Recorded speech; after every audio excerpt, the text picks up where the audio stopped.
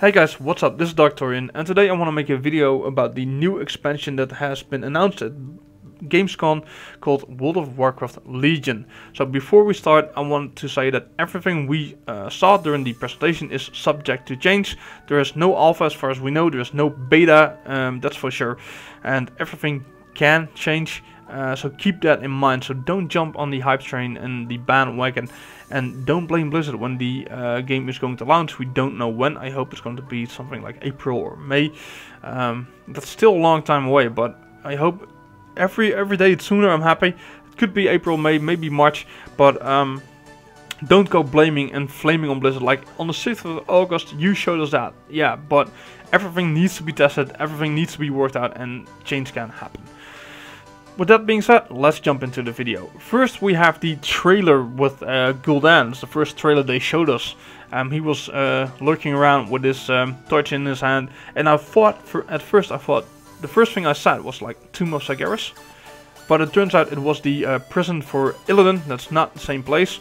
So yeah, but then we saw him putting his hand on the green crystal, and everybody was like, what is that? And then it turned out to be Illidan. So Illidan is back. Chris Metzen said it a couple years ago that he was a huge sucker for a redemption story for Illidan. So is this going to be the redemption expansion for Illidan? And I know a lot of players, a lot of people want to see Illidan back into the game and would actually like that redemption story, because he's one of the most fan favorite characters in World of Warcraft. I'm really happy he's back. It fits the team, World of Warcraft Legion. It also fits in nicely with the Demon Hunter as a new class. So I think it's well done. It's not like they revived that person, because Illidan was never dead. We defeated him, but Mayav took him and imprisoned him. So we never actually killed him. A lot of people thought we did, but it turned out that Mayav took him, and we never finished him off. So it's not that they're resurrecting something like that. We saw Ragnaros being brought back in the Firelands, even we defeated him in Molten Core. So I'm completely okay with it. Fits the team, brings in the opportunity of the Demon Hunter class. It's all good. Big thumbs up for that part, in my opinion. So I talked a little bit about it. So Demon Hunters up next. I want to start off with that because they're a new class, a new hero class to be exactly. And the first thing I thought when I saw them being presented, when I saw the pictures and the gameplay, was that they look fucking awesome. I have to say that I really love the way they look. It looks fucking great. You can custom only Blood Elves and Night Elves can be Demon Hunters, which makes sense. It fits in nicely with the lore, fits in nice with Horde and Lions, no problems. Different horn styles, even go without a horn if you want to. Different tattoos, and something really important that Blizzard said about the Demon Hunter. We will customize the gear so you can also always show your tattoos.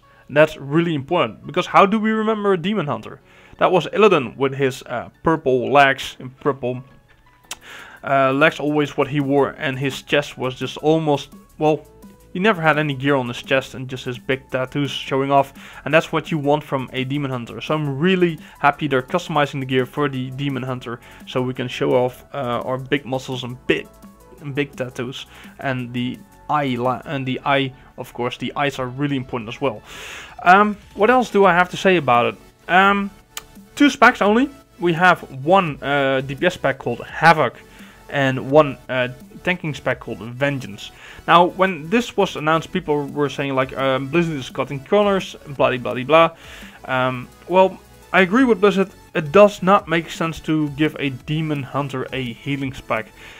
With all the lore going on, I will refer you to Noble87. I will put a link to his channel in the description down below, because Noble knows so much about lore and I'm not. I watched some videos of Noble. I think he's a great guy with great videos and I really admire him. But he knows stuff. In my opinion, we never ever have seen a Demon Hunter being able to heal into any kind of lore, as far as my knowledge goes. But like I said, I don't know much. Go to Noble's channel and I'm sure he will help you out.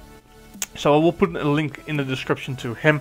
But it makes sense in my opinion that we don't have a Demon Hunter healing spec, and also not having a second DPS spec makes sense because when I'm thinking of a Demon Hunter, when we did the timeless dungeons in Cataclysm, we were running with Illidan back then, and when I'm looking at a Demon Hunter, he will do two things for you in your party.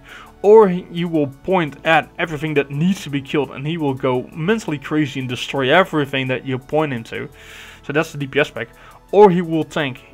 If you ask a Demon Hunter to tank, he's sure, I'll take on the biggest motherfucker of this place, and I will take the punches. I will make sure you guys can destroy him. That makes sense to me. And it doesn't make sense to me that a Demon Hunter is like, yeah, but I need to respec for my other DPS spec. No, the Demon Hunter is a fucking badass, or he destroys everything, or he's gonna take the big guy into his place and keep him there. So it makes sense to me, and also it gives Blizzard the opportunity to balance out a really good DPS spec and a really good tanking spec. And that always will give you the feeling of a Demon Hunter. There are no abilities missing because it's in the other DPS talent tree. It makes sense to me, I like it, and I think there is no reason why it shouldn't be there. The things I've read about, this is the part I read about Icy Veins today before I made this video, is that I know that Demon Hunter is going to use leather gear. Blizzard said that. So about the leather gear, I think there are a lot of classes into the leather right now. We got rogues, we got druids, we got monks, and now we got Demon Hunters. 4 classes, guys. There's a lot, all with different specs and stuff. But Blizzard said because of the personal loot, this is going to be less of an issue. Don't worry about, and they're not too worried about it. I'm a little bit, it's a little bit much, but they gonna have their own style of gear, of course, to show their tattoos. So maybe we'll get special Demon Hunter drops. I don't know. And the other thing is they're gonna use warglaives only as a weapon. So they cannot need on swords or daggers or any maces or whatever. Nothing, only warglaives for the Demon Hunter. I'm really happy about that. So that's all really good. The final question about the Demon Hunter is, it's a hero class. At what level are we going to be into the game? With Death Knights it was level 55, and then at level 60 you went into Hellfire Peninsula, and then leveled up to level 80 during War of the Lich King. Are we going to be... The way they talked about it on stage is that I think we're gonna be level 100, and then instantly leveling up with our friends and guildies, because that's what they said. We want you to jump straight into the action with your guildies and friends. However, there is something called the weapons, the warglaives and the artifact weapons, and the last time we faced off against a Demon Hunter was Illidan during Black Temple. Could it be that we get released at level 70? I really hope not, don't get me wrong, I really want to be just level 100 and take it from there. But it should be there that they're saying like, hey, you're gonna be at level 70 and then you're gonna need to get your warglaive, your artifact warglaives from Black Temple, and then you need to start leveling. I hope not. It would be a big setback. You need to gain 30 levels before catching up with everybody, and that's gonna be a little bit of a little bit of a draw, a little bit of a bad thing. So I would not like that, but the way they presented, I think we're gonna be there at level 100. That would be nice to immediately start up with friends and guildies. So I talked a little bit about this. The artifact weapons, let's make the jump. The artifact weapons is one of the big pillars right now of this expansion, it seems. There are 36 artifact weapons, one for each spec. That's kind of big. And also, these weapons are major lore items. It's lore items like the Ashbringer for Paladins, which Tyrion Fordring had it last time I checked. Doomhammer, Thrall's weapon. So what is going on right there? It's how do we get this weapon? That's one question. What is happening to these people? Blizzard said you're gonna get them from people who lost hope or are dead. So are there gonna be a major amount of people dying? Is Thrall gonna die? Is Tyrion Fordring going to die? Or are they just lost hope and are giving up their mantle and giving us their weapons? That's a big question. It's a big lore question. Once again, go to Number 87 and I'm sure he will be working on videos and stuff. I cannot answer them for you. I'm not that much into lore, but I know they're big lore items. The other thing is like everybody has them.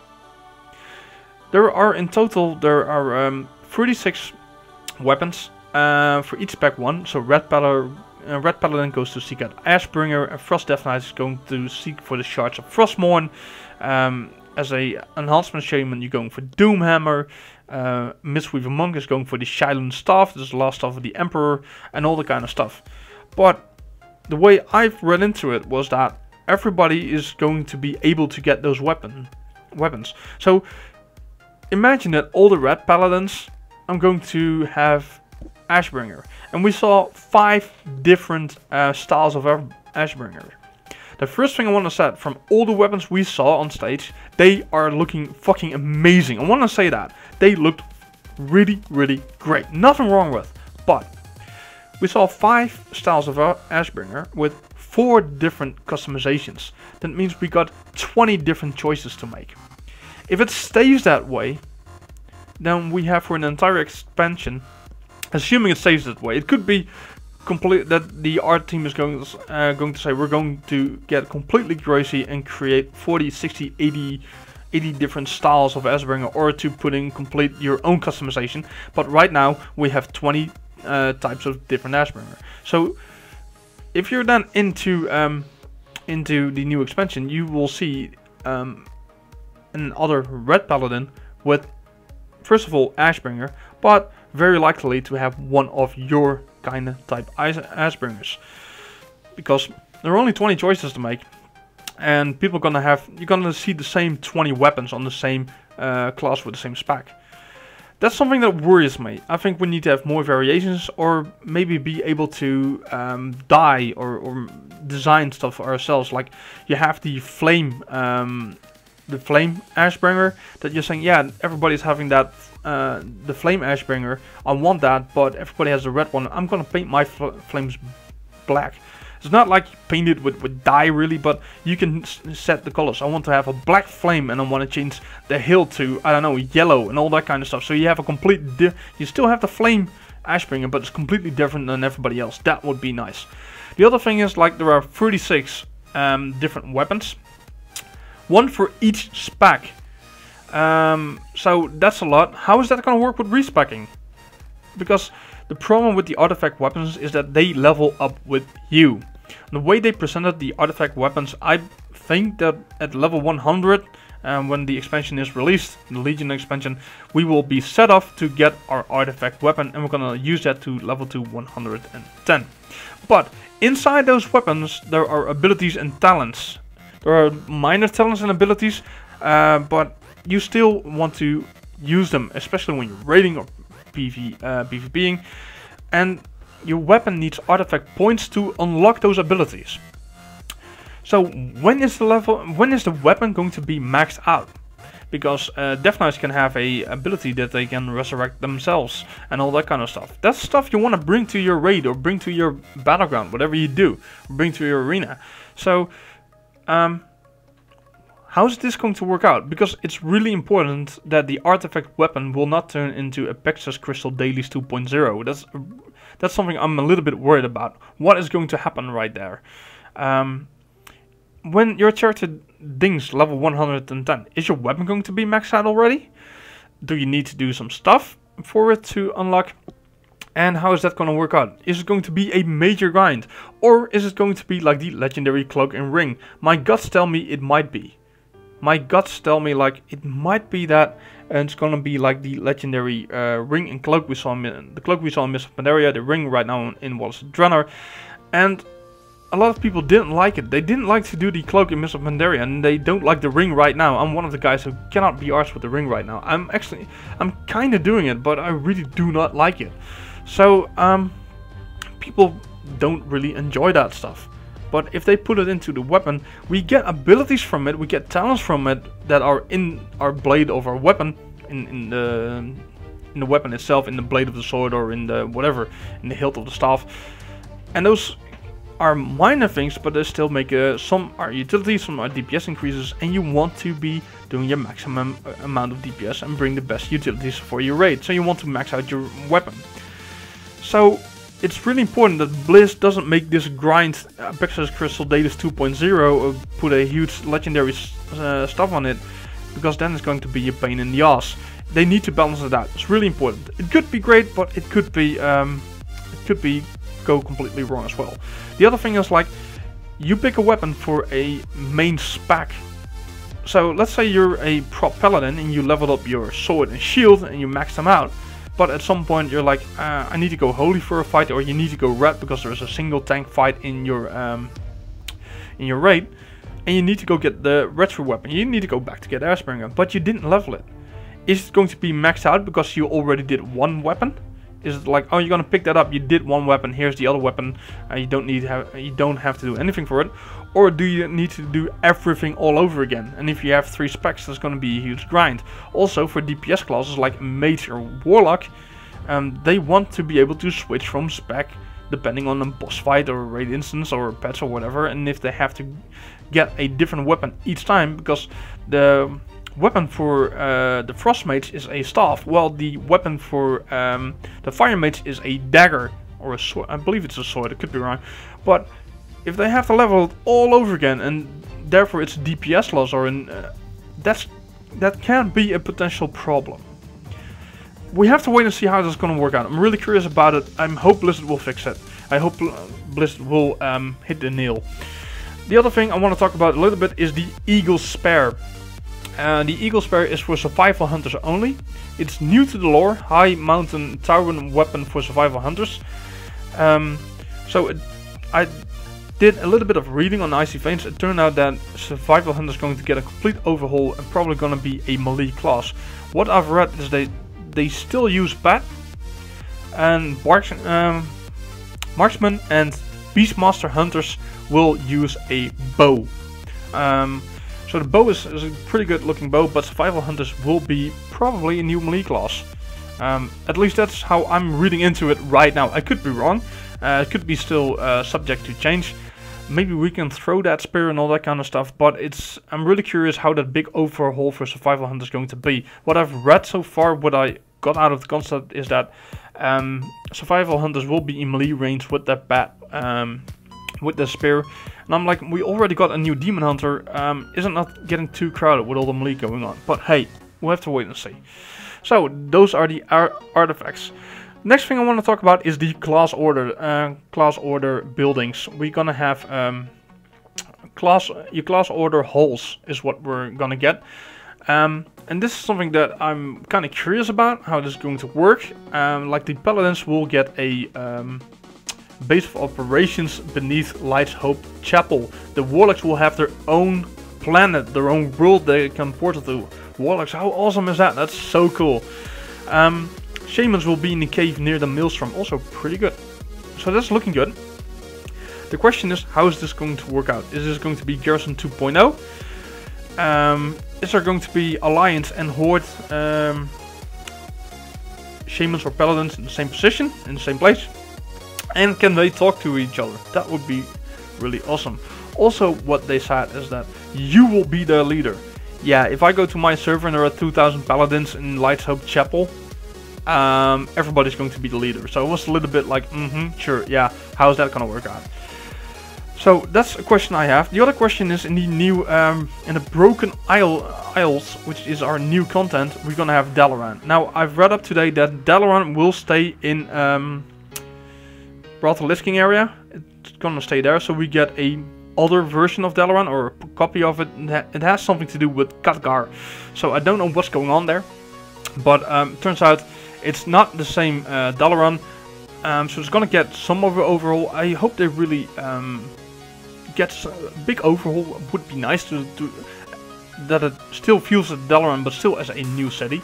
But here's my question: if everybody's in this class order hole, then will Dalaran be a complete ghost town? That would not be good, guys. That everybody's over there and nobody's in Dalaran, then Dalaran is there for nothing, which will turn into Garrison 2.0.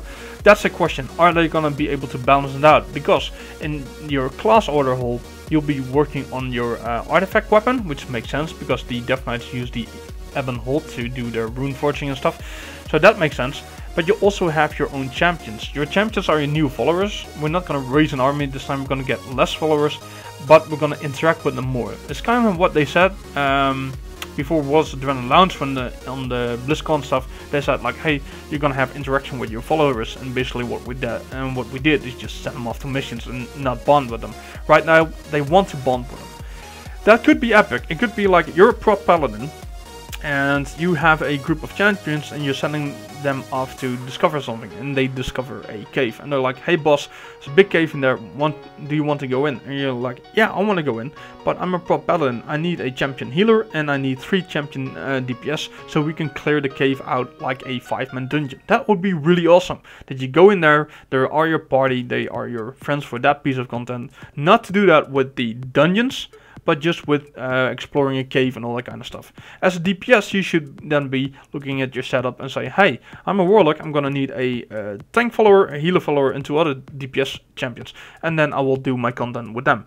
Could be really cool, could also be turned into Command Table 2.0, which would be a disaster. Again, what will happen? It sounds really good, don't get me wrong, but we have to wait and see how it's going to be turning out. And I have some questions about that. Class order hole, how many time do we spend in there? Is there still a reason to go to Dalaran? All that kind of stuff. Dungeons and raids. I already tipped on that a little bit. In class orders, we're gonna get new dungeons and new raids. Now, the first thing I want to set is that when the guy was on stage, I think it was Ian Haskosis, could be wrong, but I believe it was him, saying that dungeons are really important in an MMO. They're really important. They're should always be a reason to revisit them, and they make the heart of a MMO game. Yes, you're absolutely right, and thank God, Blizzard, you realize that. It's so important that you realize that dungeons are so important, because in Mists of Pandaria and Waters of Draenor, they were a huge disappointment, and you really let us down by not bringing in new dungeons for 2 expansions. It's a big shame on you, Blizzard. But finally, it seems that they are realizing what is going on, that it is such a big thing. But they showed us 3 dungeons, and they're looking good. Those 3 that we saw, fine, no problem with. But they gave us only 6 other names. That is 9 dungeons in total, and that's not enough, in my opinion. I said it in my last video, I will say it again. Blizz, if you really realize how important they are, you will give us at least 14 dungeons. No more, no less. More is always better, but no less than 14 dungeons. If you do not give us more than 9 dungeons, you failed again. Even though the Blizzard said, yeah, we're gonna have a reason for you to revisit them, 9 dungeons over a year of an expansion or 2 years, it's not enough. Keep it interesting. Keep next patch, it's 7.0, 9 dungeons, 7.1, throw in another 3, 7.2, throw in another 3 or 4. Keep it going. Give us more dungeons to do. Really, really important. So I hope we will get more dungeons than just 9.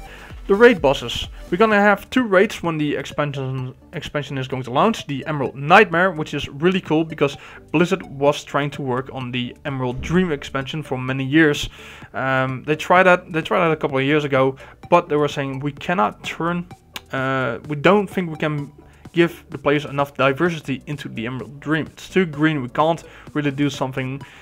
So they canceled the project at some point. At least we're gonna see the Emerald Dream kinda in a raid. It's gonna be the Emerald Nightmare, but still we're going to see it. It's really, really important. And I really do like that. I'm kinda hyped for that, because I'm really looking forward to go in there. The Emerald Dream has been corrupted. We're going in there to clean out the corruption, to kick some ass in there, and then it will be the Emerald Dream again. Really looking forward to that. The Suramar Palace that showed us is a 10 raid boss instance with Gul'dan as final boss. Finally we're catching up to the motherfucker. He's been running around since Waters of Draenor. We're chasing him and we still didn't caught up. We're going to do that now, and I really like the design. It really looked like a pretty night elf fortress slash city. I do like we're losing the Doom and Dark raids. I do like some more light and colors in that. It looked pretty, and it's nice on the eyes. So yeah, 10 bosses in there. I like that. We have the Emerald Nightmare, 7 bosses, Suramar Palace, 10 bosses. Completely fine with that. I'm completely okay with that. The maximum amount of bosses for me personally in a raid instance should be 10.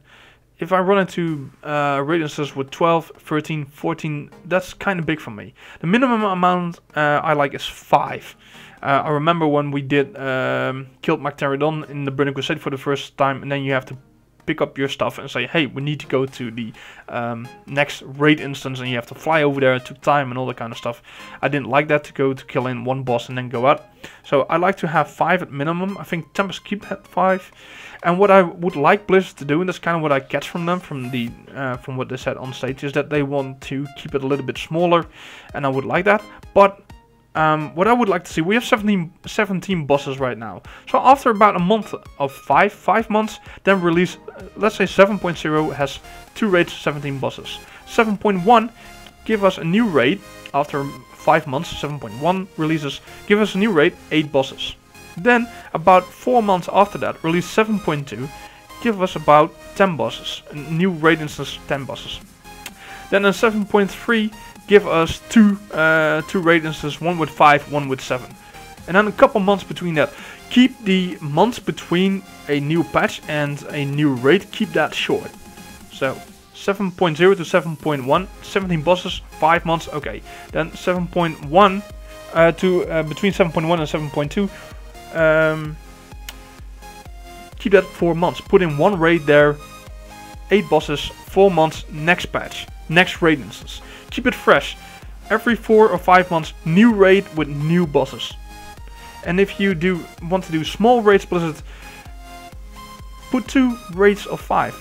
It is nice to have diversity, a different instance, different feel, different atmosphere. And it still can be 4 months until the next patch, but then just put 2 smaller raids from 5. It's no problem. People don't mind. At least I don't mind. Because that's what we did in Burning Crusade. We went to Tempest Keep, 5 bosses, but there were like, I believe, 5 or 6 bosses in Serpent Shrine Caverns. So we had a diversity to go somewhere. And we're going to do Tempest Keep on Wednesday, and at Friday we're going to Serpent Shrine. We're in a different environment, different, some different bosses, different looks. It feels fresh again. Change of surroundings is always good. That's my opinion about Dungeons and Raids. So far, really, really cool. It sounded pretty nice. So yeah, final thing is the PvP system. Something I'm a bit. I liked what they say is that gear should be less important, and I like the fact that they bring in a different talent tree for just PvP. It's something I really adore. It means that Blizzard can finally balance PvE and PvP, and that's really important. And they should have done this a long time ago. So I'm really happy with that. However, saying that gear is less important, is going to be less of a role, is something I'm worried about. Because as a raider, as a PvE player, you progress. You go from raid to raid, you get better gear, your character gets stronger, does more DPS, or gets more healing, or is better at survivability. Whatever, you can see your character grow. That's one of the reasons many people play raids, do PvE content. But you're raiding for a year and cleared several raids and geared up and all that kind of stuff. What will happen if a player who's pure in World of Warcraft for PvP, he gets to level 110, but he's not getting any gear from PvPing. You still have the same gear that you dinged. Yes, they're gonna have transmog items, I know. But if there's going to be a mount and a transmog set and some other stuff, at some point is like, yeah, I look different, but I still do the same damage, the same healing, the same survivability as I dinged. And there's something Blizzard needs to watch out. They need to have a reward system for the PvPers. And I want to touch on the prestige ranks. I know they're there. When you're PvPing, with honor you unlock talents and abilities. And that's great, that's the talent tree we talked about. But if you got all 50 of them, you can choose to reset them and go into prestige too. No problem. But once again, and you go again all the way to prestige 50, if I'm right. They actually said, like we saw this from Call of Duty. They were really honest that they saw it from Call of Duty, and I'm really happy they said that. But I believe there were like 50 ranks, if I got that right. I'm not entirely sure. I could be wrong. Correct me in the comments down below. But yeah, you're gonna unlock a mount and a portrait and all that kind of stuff, and again some transmog weapons and stuff. But at some point, if you want to get a high arena rating, so you're a PvP player, you dinged, and you got all those 50 talent trees and abilities, those 50 talents and abilities unlocked, you have the choice to reset and go for the Prestige 2. But you're also a ranked arena player. And you need those talents and abilities to do well in arena and rated battlegrounds. So, because if you choose to reset, you lose all those abilities. And here's my question, Blizzard. How are you gonna balance that out? Because if I was a PvP player, I wanted to do all the prestige ranks and to show off that I'm a die-hard / really good PvP player. That PvP is my thing. So I wanted to do all the prestige levels. But if I need to reset, I might be in trouble in arena. Maybe I get butchered in arena because I'm missing out on all these talents and abilities I do not have unlocked because I just reset. I just went into Prestige 2 or just went into Prestige 25. I just reset it and now I don't have anything. So do players need to make a choice all the time? Like, am I going to farm honor in battlegrounds and can I do that without having those abilities? Or can't I reset because I'm gonna play ranked arena and ranked battlegrounds this week? Do they have to make this choice all the time, and how much influence will have that on players? Something we need to wait and see, and how is that going to work out? And accept transmog gear. How are you going to reward players who really work hard at the PvP? Like a guy like Bashira, which I greatly admire, he's a really fun guy, really nice guy, and is really amazing at the game. Can you imagine him playing the expansion for a year or longer, maybe 2 years, and then still, yes, he got different transmogs, and maybe he got a mount, but he still he still has the same HP, does the same damage since the release of the expansion. That would not be cool. It would not be character progress. So Blizzard has really have to watch out how they're gonna reward those players except with transmogs. So yeah, that's my take on the expansion so far, guys. The setting, yeah, you either like it or not, but I think it's going to go well. I really believe that it's... I know a lot of people saying, yeah, I'm not fond of the setting, but we have to wait and see. For the rest, it's looking pretty... It's looking good. It has a lot of potential. Now we have to wait and see how it's going to play out in the long run. I'm really hoping I will get into an alpha or beta to show you guys some footage, to show you the Demon Hunter, to show you what Blizzard is working on and how it's progressing. I didn't get one for Wallace Adrenner. I'm not counting on that I'm getting one, but who knows, maybe I'll get it and I'll post a lot of stuff on my YouTube channel. Let me know in the comments down below. What do you guys think of Wallace Adrenner, Jesus, on World of Warcraft Legion? I think it has a lot of potential and I hope it's going to work out fine. We'll have to wait and see. I thank you very much for watching. If you like my content, please hit the sub button and subscribe to my channel or give it a thumbs up. And let me know in the comments down below. What do you guys think? Thank you very much for listening, guys. This is Dr. Ian, the Dust Guy from Drenthe, wishing you all a very nice day. Bye, guys.